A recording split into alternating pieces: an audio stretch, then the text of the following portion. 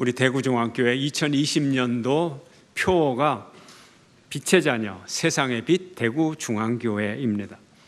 빛의 자녀는 착한 행실로 세상을 밝게 비추며 살아가는 존재입니다. 빛의 자녀는 이 땅의 어두운 속에서 하나님의 약속의 빛을 희망으로 비추며 세상을 밝게 하는 존재인 것입니다. 오늘은 가정마다 설 명절을 맞이하여서 흩어져 있던 가족들이 다 함께 모이는 행복한 시간을 가지고 계실 것입니다. 바로 오늘은 그래서 믿음의 가정에서 무엇이 중요한 가치인가, 믿음의 가정의 가치에 대해서 은혜를 나누겠습니다. 하나님께서 천지 만물과 사람을 창조하시면서 하나님의 창조의 계획, 하나님의 창조주의 이상을 실현하려고 하셨습니다. 첫째로 아담을 통해서 에덴 동산에서 이상적인 세계, 하나님 나라를 만들려고 하셨어요. 그리고 또 두 번째 기회 노아를 통해서 하나님 나라의 꿈을 다시 시작을 했습니다. 세 번째로 아브라함을 불러서 하나님 나라의 꿈을 다시 이루려고 하셨습니다. 이제 그 아브라함의 꿈이 시간이 지나서 모세와 여호수아를 통하여서 그 약속을 현실 속에서 이루기 위하여 하나님은 애를 쓰셨습니다. 오늘 본문 신명기가 바로 가나안 땅에 들어가면 이스라엘 백성들이 지켜야 할 백성들의 신앙적 헌장, 하나님 나라의 헌법, 이것을 발표하고 있는 것입니다. 요약하면 가나안 땅에 들어가면 하나님의 말씀을 꼭 지켜라, 하나님의 말씀을 들어라, 믿어라, 행하라, 지켜라, 그리고 자손대대로 하나님의 말씀을 가르쳐라. 이것이 하나님 나라의 헌장입니다. 결과가 있죠. 그리하면 너희에게 임한 축복이 임할 것이고 그 축복이 영원히 지속되리라. 이것이 하나님 나라의 꿈이었던 것입니다. 그런데 하나님은 왜 모세를 향하여 신명기라고 하는 긴 책을 쓰게 하고 그 책의 1장부터 마지막 장까지 초지일관, 너희가 그 땅에 들어가면, 너희가 가나안 땅에 들어가면, 너희가 가나안 땅을 정복하면 그 땅에서는 항상 이렇게 강조를 했을까요? 지금 율법을 받은 곳은 시내산, 광야의 시내산입니다. 그러니까 광야에서도 하나님의 말씀을 당연히 지켜야 되지만 하나님께서 굳이 가나안 땅에 들어가면 이렇게 말씀하시는 것은 사람에게는 결정적인 계기가 필요하기 때문이에요. 우리가 똑같이 반복되는 시간이지만 새해 1월 1일, 설날 음력 1월 1일, 그럼 뭔가 새로워지는 거예요. 결정적인 동기부여가 필요한 거예요. 하나님께서 당신의 나라를, 당신의 이상을 실현하는데 결정적인 계기가 가나안 땅에 들어가게 되면, 그래서 하나님이 그 말씀을 그렇게 강조하는 거예요. 효과적인 동기부여가 필요하기 때문에 그렇습니다. 가나안 땅에 들어가면, 이 가나안 땅은 하나님의 약속의 땅이므로 하나님의 약속을 지켰으니까 너희들도 약속을 지켜라. 그 약속이 하나님의 말씀을 지키는 거죠. 그리고 그 가나안 땅에서 새로운 시간에 멋진 신세계를 한번 만들어 보고자 하는 하나님의 야심찬 계획이 있었던 것입니다. 하나님의 야심찬 포부가 있었던 것입니다. 그런데 이 포부를 함께 이루어가야 할 사람들은 영 실망입니다. 별로 의욕도 없고 꿈도 없습니다.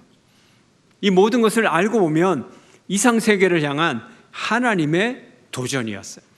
사람의 도전이 아니라 하나님의 도전으로 성경은 가득 차 있는 것입니다. 하나님은 우리를 하나님의 이상으로 부르십니다. 이것이 우리의 소명이고 하나님의 부르심입니다. 성숙한 성도는 성경을 읽으면서 그것이 오늘날의 상황과 쉽게 동일화할 수 있어야 됩니다. 성경의 상황을 잘 이해하고 그리고 현실의 상황에 잘 맞게 해석한다는 의미죠. 그래서 성경의 상황과 오늘의 상황을 잘 동의를 하는 사람이 믿음이 좋고 성경을 잘 아는 사람입니다. 2020년도에도 하나님의 도전은 계속될 것입니다. 2020년도에도 하나님은 우리를 부르실 것입니다.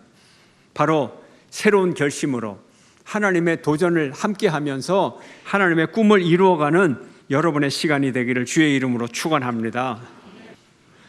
하나님은 약속의 하나님입니다. 당신은 당신의 이상과 꿈을 약속을 통하여 이루어 갑니다. 이 약속은 믿음과 신뢰가 있어야 되는 것입니다. 하나님은 아브라함을 통하여 새 역사를 시작하셨습니다. 아브라함의 가나안 땅을 보여주면서 동서남북을 바라보아라. 이 땅을 너에게 주노라. 내가 발로 거니는 모든 땅을 너에게 주리라. 하나님이 이렇게 아브라함에게 약속을 하셨죠. 그러나 그 가나안 땅, 전쟁과 갈등과 기근과 분쟁이 그치지 않는 그런 땅이었어요. 하나님은 아브라함을 그곳으로 부르시고 바로 그 척박한 땅에서 아브라함을 복의 근원으로 삼으셨던 것입니다. 우리 소명의 땅이 그저 탄탄대로의 땅이 아닙니다. 우리의 땅은 고난의 땅인 것입니다. 하나님으로부터 우리가 축복으로 받은 것이 그저 건강하고 부유하고 권력을 누리고 떵떵거리며 사는 것이 아니에요. 하나님의 모든 뜻이 이루어져서 평화롭기만 하고 적과 꿀이 흐르고 비옥하고 부유한 그런 미래가 우리 앞에 놓여 있는 것이 아니에요. 하나님의 소명은 척박한 땅에서 하나님의 뜻을 이루면서 머리에 이마에 땀을 흘리고 그러면서 그 안에서 성취하고 그 안에서 열매를 거두고 결과를 만들어내는 바로 이것이 우리에게 주신 하나님의 소명인 것입니다. 하나님의 축복은 소명의 결과를 통해서 우리에게 오는 것이지 하나님의 축복이 처음부터 날 것으로 복된 것으로 거저 우리에게 오는 것은 아닌 것입니다.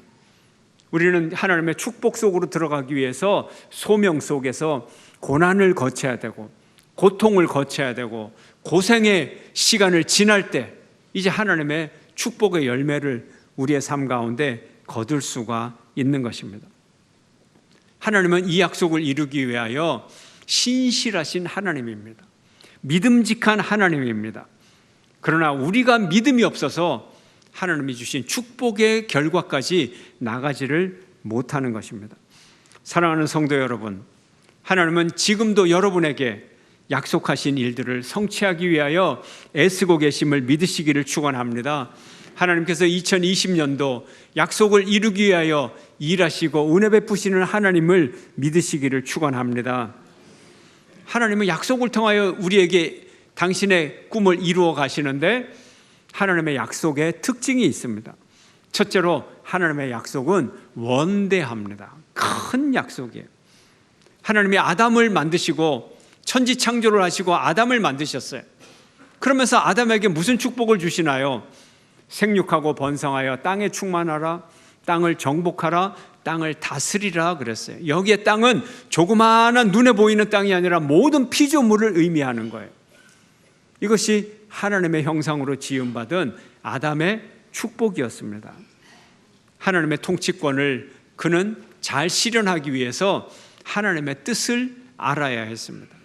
하나님의 뜻을 알아야 하나님의 통치권을 선포하는 거죠. 법을 모르고는 이 세상에 이 정치가나 지도자가 될 수가 없는 거죠. 아담이 그런 형편이었어요. 하나님의 뜻을 성취해야 했어요. 하나님의 말씀을 잘 따라야 했어요. 그러나 여기에 문제가 생겼던 것입니다. 아브라함께서 하나님이 아브라함에게 약속하실 때 하나님은 두 가지를 주셨습니다. 첫 번째가 땅의 약속, 두 번째가 자손의 약속입니다. 이 두 가지 약속이 얼마나 원대한 약속인지 몰라요. 땅의 약속, 에브라함 강에서부터 큰 강 유브라데까지 어마어마한 땅을 주셨어요. 애굽 땅, 비옥한 땅이죠. 애굽 고대 문명이 발생했어요. 유프라테스, 티그리스 강, 고대 문명이 발생한 지역, 거기서는 강대국, 제국이 항상 나타나는 그런 바벨론 제국이 나왔던 바로 그런 땅입니다. 페르시아 제국이 있었던 그런 땅이에요. 그런데 하나님은 아브라함에게 애굽 땅과 애굽 문명과 또 유프라테스 문명과 한 문명을 주어도 엄청난 축복인데 두 문명과 그 사회에 있는 모든 땅을 하나님이 주셨어요. 수많은 민족을 주셨어요. 하나님의 약속은 원대한 것입니다. 두 번째 약속이 뭡니까? 자손의 약속. 아브라함을 통하여 큰 민족을 이루게 하셨고 지구상의 모든 민족이 아브라함을 통하여 복을 얻게 될 것이다 말씀하셨어요. 세상에 있는 몇 민족이 아니에요. 모든 민족이 아브라함을 통하여 하나님의 복을 받을 것이다. 그래서 하나님의 약속은 원대한 약속이었어요. 두 번째 하나님의 약속의 특징은 영원한 약속이었습니다. 영원합니다. 이렇게 원대한 약속을 하나님이 이루게 하시고 하나님께서는 영원히 그 약속이 지속되기를 바랐어요. 엄청난 축복을 주셨는데 큰 땅을 차지하려면 큰 민족이 필요하고 큰 민족을 이루려면 수백 년의 역사가 필요한 것입니다.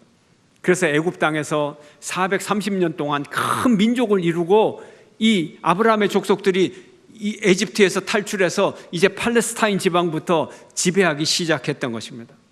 그런데 이 지배가 5년 만에 끝난다면 얼마나 허무하겠어요.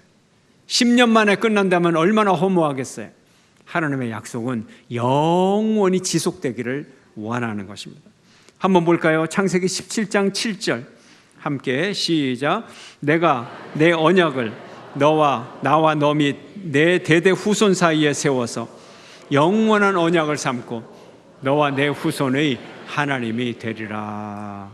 아멘. 어떤 언약이요? 10년의 언약? 100년의 언약? 아니요. 영원한 언약을 삼겠다는 거예요. 원대한 꿈, 그리고 영원한 꿈, 이것이 이루어지는 시간은 영원할 수밖에 없는 것입니다. 오랜 시간에 걸쳐서 하나님은 민족을 준비하고 그리고 그 땅을 차지하게 했던 것입니다. 그래서 하나님의 약속은 영원히 지속되기를 원하셨던 것입니다. 세 번째 하나님의 약속의 특징은 역사적이라는 겁니다. 역사 속에서 그대로 이루어지고 성취된다는 거예요. 아브라함에게 하신 약속이 이삭과 야곱을 거쳐서 그리고 모세와 여호수아를 거쳐서 역사 속에서 실현이 됩니다. 후손까지 내려옵니다. 그리고 이것은 인류가 살아있는 한 영원히 지속될 것이라고 말합니다. 그런데 이스라엘 백성들은 이 약속을 잊어버렸습니다. 세월이 흐르고 흘러 이스라엘 백성들은 자신들이 누구인지 몰랐어요. 자신들이 히브리인인지 몰랐어요. 히브리의 뜻이 뭡니까? 이주자, 이민자, 나그네란 뜻입니다. 그들은 이집트에서 오래 살아야 될 사람이 아니라 잠시 이민자로 살 그럴 운명이었어요. 그런데 400년이 지나자 자신들이 그 땅 사람인 줄 알고 다 정체성을 잊어버렸어요. 자신들이 하나님의 약속의 상속자임을 잊어버렸어요. 상속자가 없는 땅, 상속자가 없는 약속 지킬 필요가 있습니까? 없습니까? 이 약속은 원대한 약속이고 영원한 약속인데 문제는 약속을 지킬 상대자가 없는 거예요. 대상이 없는 거예요. 세상은 어떻게 되죠? 땅이 500만 평이 있을지라도 큰 산 전체가 누구의 개인 소유일지라도 상속자가 없으면 어떻게 되나요? 상속자가 없으면 공유재산으로 넘어가는 거예요. 저작권, 상속자가 없으면 그 즉시로 모든 사람에게 무료로 공개되는 거예요. 이게 세상의 상속법이에요. 하나님께서 이 원대한 계획, 영원한 계획을, 약속을 실현하려고 하는데 약속을 지킬 대상자가 없어져 버린 거예요. 정체성을 잊어버린 거예요. 하나님이 약속을 지킬 필요가 없어요. 그러나 우리는 제3자 입장에서 보면 아깝다, 아까워. 아깝다, 아까워. 금덩어리가 5,000톤이 있는데 상속자가 없어요. 아깝다, 아까워. 그 100분의 1이라도 날 주지. 우리가 이런 생각을 하게 되죠. 하나님께서 이스라엘 백성들에게 엄청난 원대한 약속을 하셨는데 이 사람들은 자기들이 상속자인 줄 잊어버렸어요. 하나님은 절대 그냥 넘어가지 않으십니다. 절대 그냥 넘어가지 않으시고 이 약속을 전수합니다. 어디서? 가정에서. 하나님의 약속은 가정에서 전수되는 거예요. 하나님은 가정에서 믿음의 상속자를 찾아내시고, 그래서 하나님의 믿음은 가정에서 전수가 되는 거예요. 그래서 하나님의 이름이 뭡니까? 아브라함의 하나님, 이삭의 하나님, 야곱의 하나님, 나는 너희 조상의 하나님이다. 조상의 하나님이에요. 가정의 하나님이에요. 가정을 통하여 축복을 주시는 하나님이에요. 여러분의 가정이 복된 가정 되시기를 축원합니다. 하나님의 약속이 있는 가정이 되기를 축복합니다. 그 약속이 전수되기를 축복합니다. 하나님의 본질이에요. 믿음의 본질이에요. 이방인 백부장 고넬료가 예수를 처음 믿을 때 그와 그의 가족이 다 세례를 받았어요. 빌립보의 간수 그가 세례를 받을 때 그와 온 가족이 세례를 함께 받았던 것입니다. 여러분의 가정에 하나님의 복이 전수되기를 축원합니다. 믿음이 이어지기를 축원합니다. 하나님의 약속의 네 번째 특징은 은혜로 이루어지는 것입니다. 사람의 열정이 아니라 오직 하나님의 열정으로 하나님의 약속이 이루어지는 거예요. 사람들은 이 가치를 알지 못하고, 사람들은 삶에 바빠서 이것을 잊어버립니다. 하나님의 꿈을 알지도 못하고 이해하지도 못하고 상상도 못합니다. 하나님의 꿈은 하나님이 친히 이루어 가시는 것입니다. 하나님의 약속을 망각한 이스라엘 백성들, 하나님의 꿈을 이루기 위하여 잠시 이집트로 보냈는데 그곳에서 이들은 꿈을 잃어버렸어요. 이집트의 노예로 전락하고 이들은 그저 하루하루 한 끼 한 끼 먹고 살기 바빴어요. 그저 노동의 일이 너무 많다, 월급은 왜 이렇게 작으노, 노동시간은 왜 이렇게 길어, 이런 거 가지고 그저 고군분투하며 살아가고 있었습니다. 모세라는 인물은 어떤 인물입니까? 살인자요 도망자로서 광야에서 40년의 인생을 보냈어요. 아침에 눈을 뜨면 이 척박한 광야에서 양들에게 어디 가서 물을 먹일 것인가, 어디 가서 꼴을 뜯게 할 것인가, 하루하루 다가오는 삶의 피로 속에서 그저 그렇게 살다가 40년의 세월을 보낸 그런 사람이었어요. 하나님도 잊어버리고 약속도 잊어버리고 역사도 잊어버리고 혈통도 몰랐어요. 다 잊어버렸어요. 그러나 오직 하나님의 열정이 은혜로, 하나님의 은혜로 하나님이 주도한 역사가 이제 이스라엘 백성들을 통하여 이루어지는 것입니다. 세상 나라도 상속자가 있어야 되죠. 세상의 나라가 망할 때도 있어요. 그러나 세상 나라가 망했어도 상속자가 있으면 다시 독립이 되지만 상속자가 없으면 그 권리를 아무도 지켜주질 않아요. 어떻게 하면은 다른 나라를, 옆에 있는 나라를 장악을 할까 하지, 세상 역사 가운데서 옆에 나라를 도와서 그냥 거저 독립시켜준 역사는 일어나지 않아요. 없었어요. 오늘 우리가 읽은 신명기 본문은 모세의 마지막 설교, 모세의 유언, 모세의 마지막 당부인 것입니다. 하나님을 의식하며 살라, 하나님을 의지하며 살라, 하나님의 말씀을 들어라, 하나님의 말씀을 외워라, 하나님의 말씀을 마음에 새겨라, 하나님의 말씀에 순종하라, 하나님의 말씀대로 살아가라, 이 말씀이에요. 하나님 나라를 이루라, 하나님의 약속을 잊지 말라, 너희에게 축복의 상속권이 있노라. 모세의 약속인 것입니다. 이 말은 헛것이 아니에요. 이 비전, 이 약속에 대한 비전, 헛된 일이 아닙니다. 우리는 희망이라는 가상세계를 가지고 살아가죠. 근데 이 비전, 희망이라는 가상세계가 그냥 가상세계로 있는 것이 아니라 믿음은 바라는 것들의 실상이요, 우리가 바라는 이 가상세계가 상상력이 곧 현실이 될 것입니다. 하나님의 능력으로 말미암아. 그래서 하나님의 약속을 믿는 믿음이 필요한 거죠. 믿음이 신뢰고, 믿음은 신용이고, 신용은 언젠가 실상이 될 것입니다. 오늘 본문은 이것이 헛된 일이 아니라 이것이 생명이라고 말합니다. 한번 볼까요? 오늘 본문 신명기 32장 47절 함께 읽습니다. 시작. 이는 너희에게 헛된 일이 아니라 너희의 생명이니 이 일로 말미암아 너희가 요단을 건너가 차지할 그 땅에서 너희의 날이 장구하리라. 아멘. 요단 땅에서 새로운 현실, 새로운 비전, 하나님의 새로운 계획, 거기서 너희의 날, 무슨 날이에요? 축복의 날이 장구하리라, 영원하리라. 근데 이것이 너에게 헛된 일이 아니라 이것이 너에게 생명이다. 이것이 뭐예요? 이가 뭐예요? 앞에 있는 말씀이에요. 앞에 있는 말씀. 너희는 자녀에게 명령하여 이 율법의 모든 말씀을 지켜 행하게 하라. 행하는 것 중요합니다. 이 율법의 말씀을 지켜 행하라. 중요합니다. 그런데 너만 행하는 것이 아니라 자녀에게 가르쳐 지켜 행하게 하라. 교육적인 요청이 이 속에 엄청나게 강조되어 있는 거예요. 당연히 지켜야 되는 거죠. 그러나 나만 지키는 것이 아니라 자자손손 대대로 지키게 하라. 교육학적 명령이에요. 이것이 가정의 소명이에요. 우리가 오랜만에 흩어져 있던 가족들이 모여서 무슨 가치를 나눌 거예요? 아버지 저 직장에서 승진했고요. 물론 축하할 일이죠. 그러나 내가 어떻게 영적인 생활을 더 하고 있는지, 내가 하나님 나라를 위하여 무엇을 헌신하고 있는지, 이것은 분명 하나님의 뜻인데 내가 이 일을 통하여 하나님 나라를 이곳에 이루겠습니다.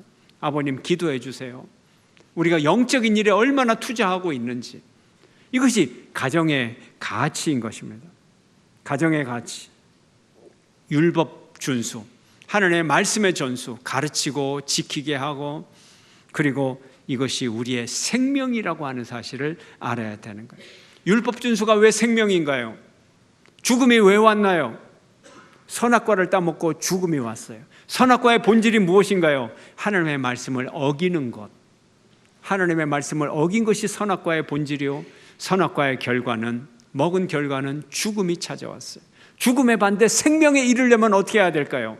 죽음에 이른 원인을 제거하면 되는 거예요. 생명에 이르려면 하나님의 말씀에 순종하면 되는 겁니다. 그래서 이것이 생명이다 하는 거예요. 하나님의 율법 준수가 생명이에요. 하나님의 율법 준수를 가르치고 지키게 하는 것이 가정의 생명이요, 개인의 생명인 것입니다. 우리 조상의 하나님이, 성경 속의 하나님이, 나의 아버지의 하나님이, 나의 할아버지의 하나님이, 성경 속의 하나님이 바로 내 하나님이 되시고 그분이 내 인생의 축복의 하나님이 되심을 믿으시기를 축원합니다. 이 믿음의 신비를 경험해야 됩니다. 우리 아버지의 하나님, 할아버지의 하나님, 또 그 위에 하나님, 우리 조상의 하나님을 올라가면 언젠가는 아브라함을 만나게 될 것입니다. 그러면 우리는 신명기를 읽는 순간 신명기의 이 모든 약속과 축복이 바로 나를 위한 축복이라는 것, 하나님의 영원한 계획 속에서 이루어지는 축복이라는 것을 문자 그대로 믿게 될 것입니다. 하나님은 역사적 하나님이시기 때문에 그렇습니다. 하나님은 오늘도 우리를 통해 당신의 비전을 이루어 가시고 그 비전을 이루라고 현실 속에 우리에게 사명을 주셨던 것입니다. 2020년도 하나님이 주시는 새로운 사명에 도전하는 여러분 되시기를 축원합니다.